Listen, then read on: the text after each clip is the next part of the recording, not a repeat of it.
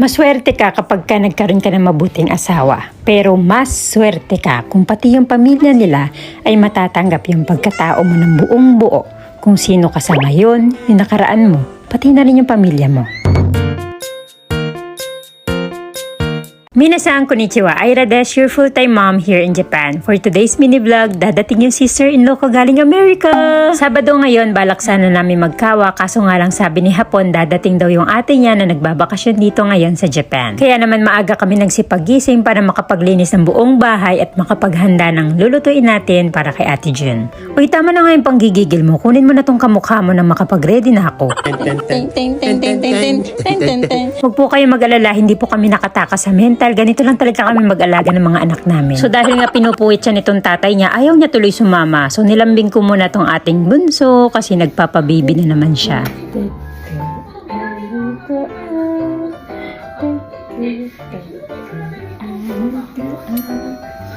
Uy, tama na yung kakasingot mo sa anak mo. Maghilamos ka na. So naghilamos na nga ako dyan, tapos nag-toothbrush lang ako, tapos nagbihis na ako ng pagkabilis-bilis kasi nga magde-date kami ni Hapon. At dahil nga 7:30 pa lang ng amaga, hindi ko muna sila isasama. Iniwanan ko muna yung mga bata kay agency.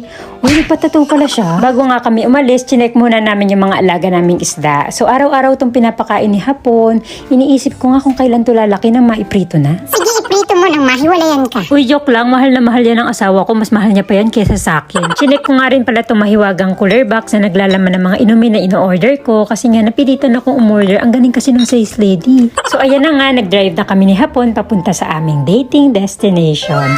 Uy, bihira to mangyari kasi kapag ka marami ka ng anak, bihira nang makalabas kayong mag-asawa, yung kayong dalawa lang, yung wala kayong sinasaway ng mga bata, wala kayong iniintindi. Pero dahil nandiyan niya yung mama ko, nagkaroon kami ng chance na makapamalengke ng dalawa lang kami. Baliw ka yata eh. O, tignan nyo, flowers ka agad yung tinitignan niya. Ang sweet talaga ng asawa ko. Pero wait lang, bakit naman mukha ako dito mangre-raid ng pogo?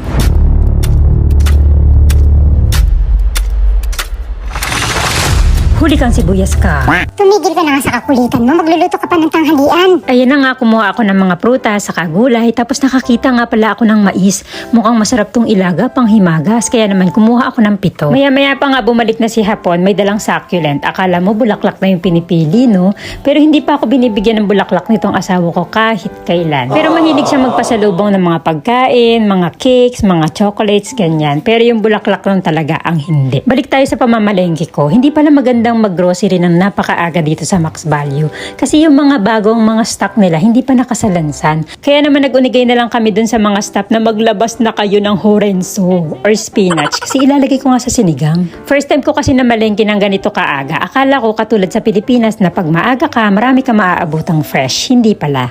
Kumuha nga rin pala ako ng favorite kong nato na shiso flavor at saka ng hiyashi ramen kasi napakainit na talaga dito sa Japan. Daig pa po yung init sa Pilipinas. Syempre, kakailanganin din natin ng karne para sa sinigang, kaya naman kumuha ako ng spare ribs at saka laman kasi nga kakaunti yung stocks nila. Kahapon pa kasi yung mga karne nila dito and malalaman mo yan kasi yung iba mayroong mga yellow tags. Ibig sabihin, discounted na sila and kadalasan ikinakabit nila yung discount kapag kahapon na. All the pretty girls walk like this. This. Pretty girls walk like this. Uy, kailangan ko pala ng joy. Wala na akong panghugas sa bahay. Itong mga nakaraan kasi si agency yung naghuhugas ng pinggan. Ang lakas-lakas maggamit ng joy. Hindi na lang haluan ng tubig kasi para tumagal. Kuripot lang, te. Kumuha nga rin pala ako ng bigas, ng wina, na nakatusok na wina, miso shiro, kitchen tissue. Naku po, punong-puno na yung cart ko. Pero wait, masarap to, cheese blendo. Idagdag ko na to, saka to, pati ito. Naku po, pigilan niyo ako. Patay na tayo sa tatay ko. Ito na po yung katotohanan. Bakit pa naman kasi pati magbabayad sa cashier nakakatakot? Mabuti na lang di ko naiwan yung wallet ko. So after nga namin mag-date ni Hapon, bumalik na kami sa bahay kasi meron pa kaming dental check-up ni Ate Yui Chang ng 10:30. Nitong mga nakaraan, nagpapaayos po ako ng ngipin dito sa Japan, kaya naman almost every week bumabalik po kami sa dentist. Lagi kong sinasama si Yui Chang kasi nagkaroon na rin siya ng cavities at saka yung tubo ng ngipin niya medyo pangit.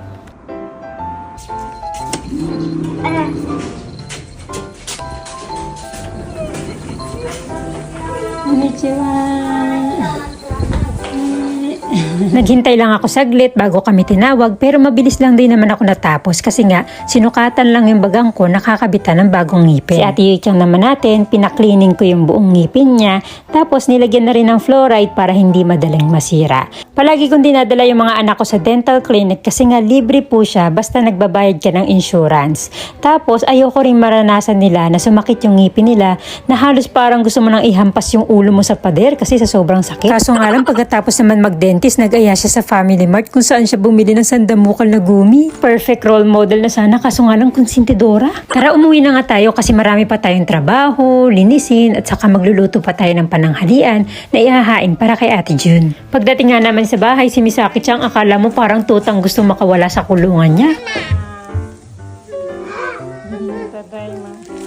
Si mama ko naman, ginulat ako kasi naluto na niya yung sinigang. Nahuli nga lang yung okra pero okay lang yan. Niluto na rin niya yung pampalaman sa lumpia kaya naman ang trabaho na lang namin dalawa ni Kuya Kurt ay magbalot.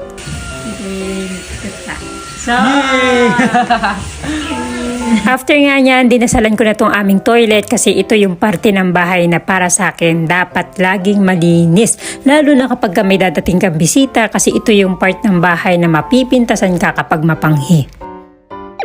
Habang ako busy sa paglilinis ng bahay, yung asawa ko naman busy sa pagiging referee sa mga anak namin. Kasi nga pinag-aawayan na naman nila yung color pencil ng kuya nila. Finally, pagdating ng 1 PM, dumating na si Ate June.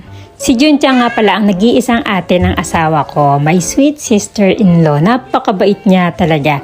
Wala na akong mahihiling pa. Napaka-cool, napaka-sweet. Lahat ng napaka nasa kanya na. And sobrang love na love niya ako. Hindi siya nakakalimot magpasalubong para sa akin, para sa mga bata at para kay Tomo.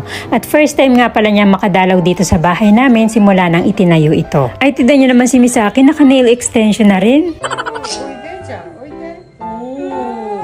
優しい君優しいねちょっと肩に来てうんちすんじゃないなんかそんな気がする At syempre, dahil nga first time niya dito, itinur siya ni Ate Yuchang sa ni Kaoru-chan sa loob ng aming bahay. Ay, kore wa sugoi. Okay ko na to. 100円100円。何100円って100円のダイソーのプランツ。はいここは誰の部屋ですかママとパパ。綺麗になってるじゃない今日掃除したから。ちゃんと洗濯物が干してある違うお兄さん、あっちの真んなん中。かゆっくり一つずつはいゆうちゃん次次。ここは誰の部屋ですかお兄さん。お兄さんおおすごく綺麗じゃないこっちはカオルね。お、カオルって書いてある。カオルちゃんの部屋。わー、大きいね。ゆいちゃんの部屋見せてくれて。自分で片付けた。自分で片付けてんの？すごいじゃん。すごい。いっぱい花があるね。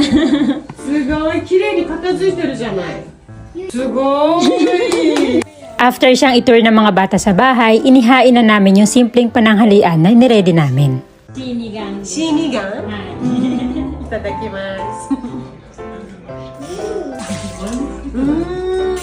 美味しい。This is so good. Ito yung pinakagusto kong ugali ng family nila. Lahat ng ihain mo sa kanila kahit gaano pa kasimple, na-appreciate nila. Lumpia masama. At syempre, dahil may bisita, alam mo na. かっこいいカップ。なんかあっちと違う。私たちいつもこういういつもこういうの使ってる。これ使ったことがないのに使ったことがない Habang kumakain, nagkikwentuhan, in-interview niya si Kuya Kurt natin at sobrang, alam mo yun, kahit na first time niyang na-meet si Kuya Kurt at ganun din si Kuya Kurt sa kanya, walang mabigat na feeling, walang kaba, alam mo yun, parang sobrang comfortable ng conversation, masaya lang talaga. Si mama ko naman, hugas lang siya ng hugas dun sa may kusina. Kahit wala na siyang hinuhugasan, kunyari naghuhugas siya. Kasi nga mahihain talaga siya sa totoong buhay.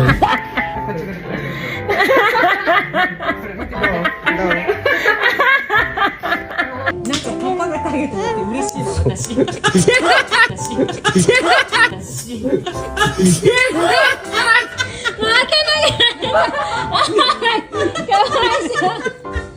向こう行けよ。向こう行け。わ、虫がいるここ。虫取って虫がいるって美咲ちゃん。 At kapag meron kaming bisita, alam mo na, ang kakulitan ng mga anak ko hindi lang doble, kundi triple sa ordinaryong araw. Maligalig talaga.